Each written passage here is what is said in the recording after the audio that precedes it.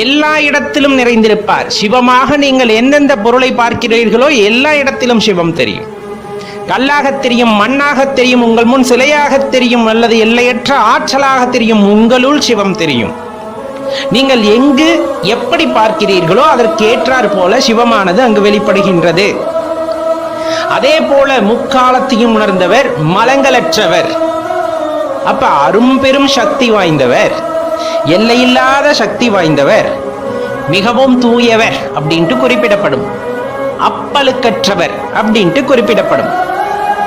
இவ்வளவு ஆற்றல் வாய்ந்த இறைவனை நாம் வழிபடும் போது அவருக்கு எதுவும் கிடைக்கப் போவதில்லை.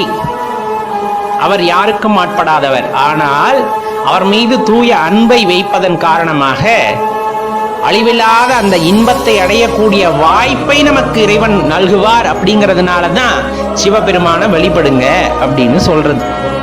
சிவத்தத்துவம் மிகவும் உயர்ந்த அடியார்களே, சிவத்தத்துவம் மிகவும் உயர்ந்தது. சிவனை சரணடைந்து விட்டால் இன்பம் அப்படிங்கிறது என்னன்னு தெரியும்.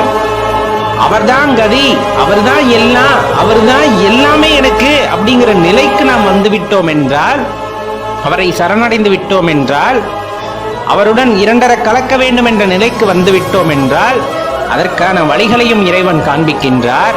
அழிவில்லா அந்த இன்பத்தையும் நமக்கு கொடுப்பார். அப்படிங்கிறது தான் மிகவும் தெளிவான ஒரு ரகசியம்.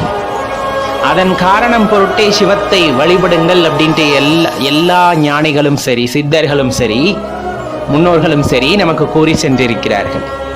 குருமார்கள் மூலமாக அவருடைய அந்த ஆற்றலை, அவரை வணங்கும் முறைகளை நமக்கு கற்றறிந்து கொடுத்திருக்கிறார்கள்.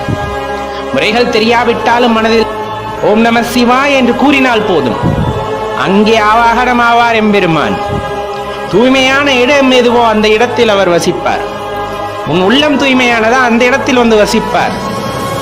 அவ்வளவு சக்தி வாய்ந்தவர், அவ்வளவு இன்பத்தை உங்களுக்கு கொடுக்க வல்லவர் எம்பெருமான் ஈசன்.